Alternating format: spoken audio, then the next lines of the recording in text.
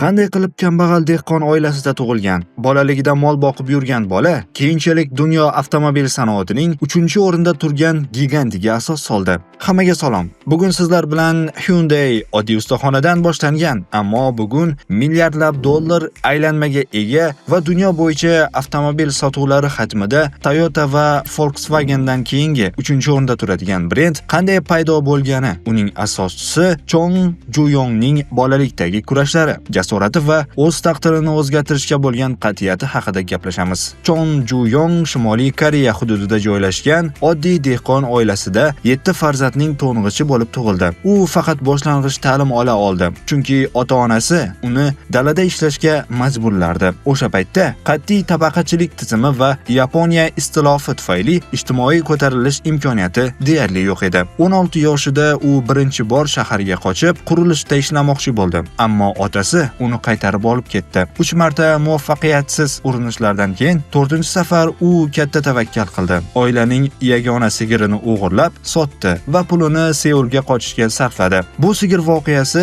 uning hayotidagi burilish nuqtasiga aylandi va taqdirini o'zgartirishga bo'lgan qat'iy qarorini ramziy ifodaladi. Seulga kelgach, Chon turli ishlarni sinab ko'rdi va oxiri guruch do'konida kuryer bo'ldi. Mehnatsevarligi tufayli u tez ko'tarilib, 1937-yilda do'konni butunlay sotib oldi. Ammo 1939-yilda esa yaponlar xususiy savdoni taqiqlab, butun biznesni tortib olishdi. U taslim bo'lmadi va avtomobil ustaxonasi ochdi. O'zi haydashni ham, ta'mirlashni ham bilmasdi, lekin yaxshi mexanik yolladi va mijozlarni jalb qilish uchun innovatsion xizmatlar joriy etdi. Masalan, kutayotganlarga choy va gazak taklif qilardi. Bu biznes ham muvaffaqiyatli ketayotganida yong'inda kuyib ketdi. Ustaxonasini qayta tikladi, ammo 1943-yilda yaponlar urush ehtiyoji uchun uni ham musodara qilishdi. Bu safar Chon saboq olib, mablag'ning bir qismini asrab qolishga muvaffaq bo'ldi va qishloqqa qaytib, urush tugashini kutdi. 1945-yilda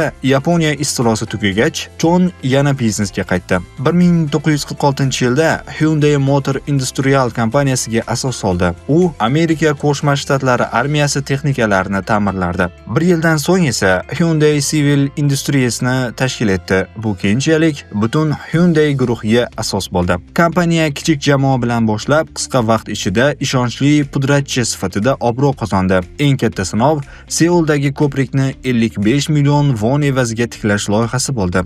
Tajribasi yo'qligiga qaramay, Chon bu shartnomani oldi. Pul tugagach, u va birodarlari o'z uylarini sotib, ishchilarga va materiallarga to'lashdi.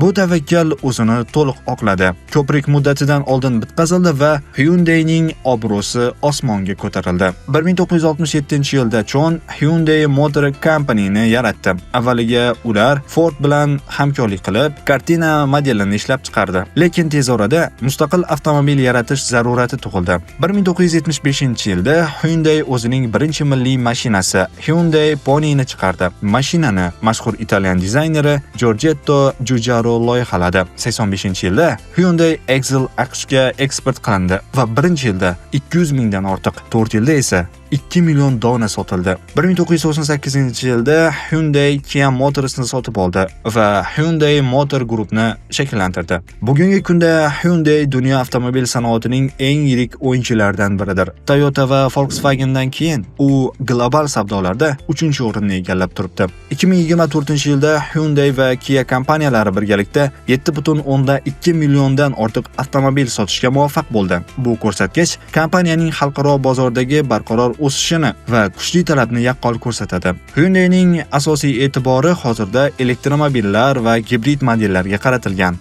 Uning ushbu turdagi avtomobillari nafaqat Janubiy Koreya, balki AQSh va Yevropada ham katta muvaffaqiyat qozonmoqda. Kompaniya Gruziyada yirik elektromobil zavodini qurmoqda. Bu zavod yiliga 500 million mashina ishlab chiqarish quvvatiga ega bo'ladi. AQSh bozorida esa 2030-yilgacha avtomobillarning 80%ni o'sha yerda ishlab chiqarish rejalashtirilgan. Bundan tashqari Hyundai global hamkorliklarni ham kuchaytirmoqda. Masalan, General Motors bilan birgalikda yangi modellar ishlab chiqish loyihalari yo'lga qo'yilgan. Hyundai brendining qiymati bugungi kunda 23 milliard dollardan oshgan va Interbrand reytingida dunyodagi eng qimmatli brendlar orasida 30-o'rinni egallagan. Biznesi bir necha marta urush, hukumat aralashuvi yoki falokat sababli yo'qolgan bo'lsa-da, John hech qachon taslim bo'lmadi. Uning falsafasi shunday edi: muvaffaqiyatlarni eslab yurish shart emas, qo'yavering, boshqalar eslasin. Muhimi muvaffaqiyatsizliklarni yodda tutish, chunki ularni unutgan odam yana va yana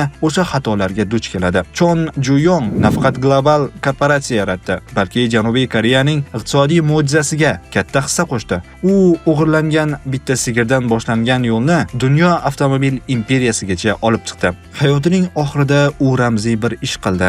Shimoliy Koreyaga 1001 bosh sigirni yordam sifatida yubordi. Shunday qilib hayoti bir sigir bilan boshlangan bo'lsa, 1001 sigir bilan yakunlandi. Shunaqa gaplar. Xulosa o'zingizdan. Agar video foydali bo'lgan bo'lsa, like bosishni, obuna bo'lishni va yaqinlaringizga jo'natishni unutmang. Sizning qo'llab-quvvatlashingiz orqali biz sizga yanada qiziq va foydali ma'lumotlarni sifatli tarzda yetkazamiz. Biznes hayotida ko'rishguncha